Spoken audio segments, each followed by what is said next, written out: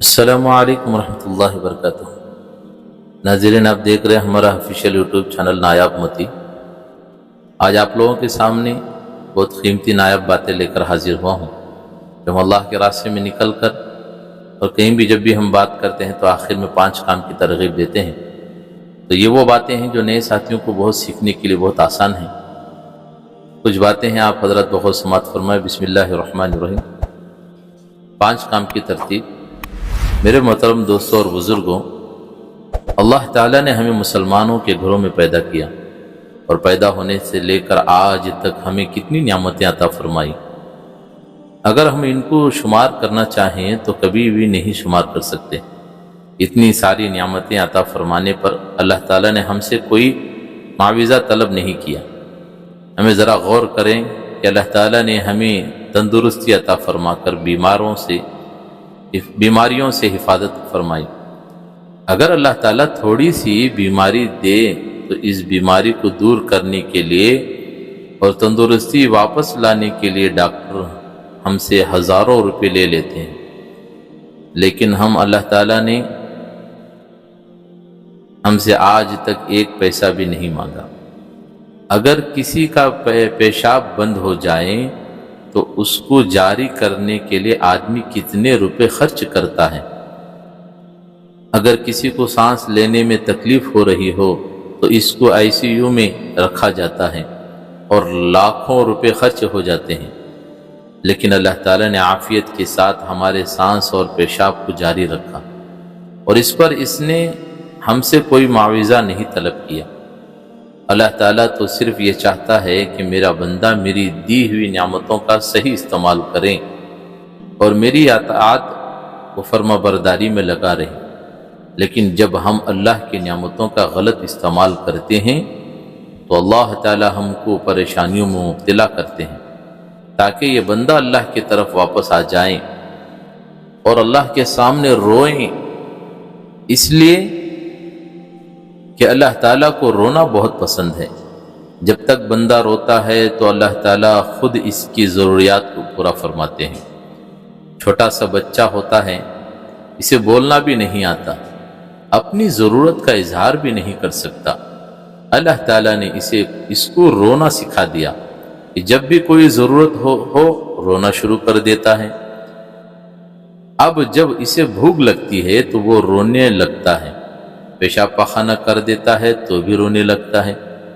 جب بچہ روتا ہے تو اللہ تعالیٰ اس کی ماں کے دل میں یہ بات ڈال دیتے ہیں، یہ کیوں رو رہا ہے۔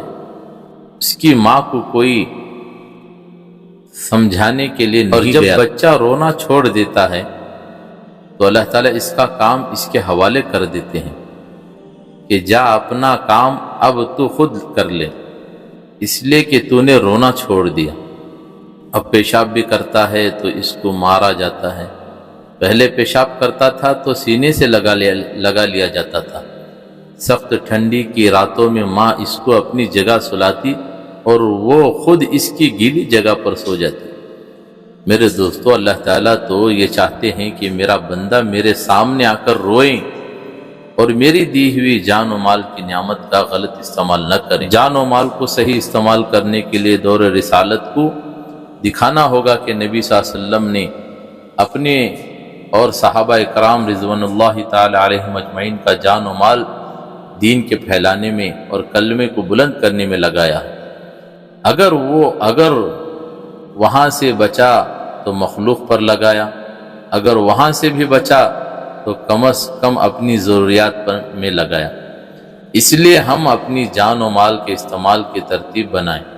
اللہ تعالیٰ نے ہمیں جو دعوت کا کام دیا ہے، اس میں ہمیں ہر سال 4 مہینے لگانی ہیں۔ اگر اس کی ہمت نہ ہو تو ہر سال چلا، اور اس کا اثر باقی رکھنے کے لیے مقامی 5 اعمال کے ساتھ قومی تعلقات پیدا کرنے ہیں، اور مقام کے دوسرے احباب کو بھی ترغیب دے کر سمجھا بجھا کر 5 کاموں میں جوڑنے کی فکر کرنی ہے۔ پہلا کام تو یہ ہے کہ کسی نماز کے بعد سر جوڑ کر مشورے کے لیے بیٹھے، جس میں اپنی ذات سے لے کر دنیا میں بسنے والے ہر فرد کی زندگی میں 100% دین آ جائے، اس کی فکر کرنی ہے۔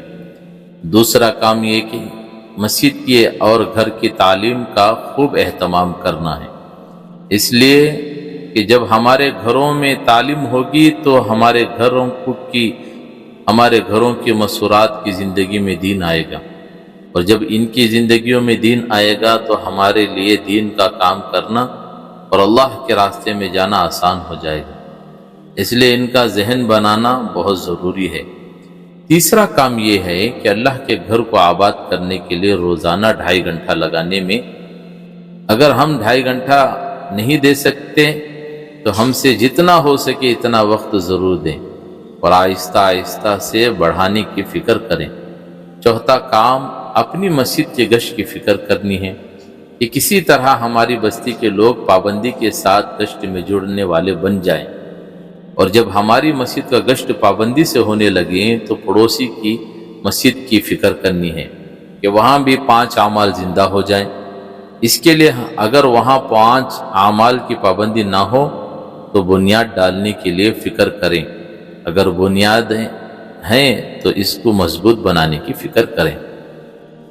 اور 5واں کام یہ ہے کہ ہر مہینے میں پابندی کے ساتھ پڑوس کی مسجدوں میں جا کر 3 دن لگانی ہے، 27 دن دنیا کے اور 3 دن اللہ کے۔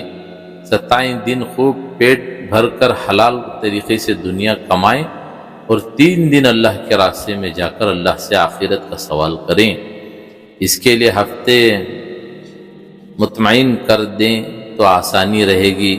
تو سب حضرات پابندی کے ساتھ ان کاموں کو کریں گے انشاءاللہ۔ تو ناظرین، یہ رہا آج کا مقامی 5 کام کے عنوان پر یہ مختصر سی روشنی ڈالی ہے۔ مزید اللہ پاک ہم سب کو عمل کی توفیق عطا فرمائے۔ تو مزید اصلاحی باتوں کے لیے ہمارے چینل کو لائک اور شیئر ضرور کیجیے۔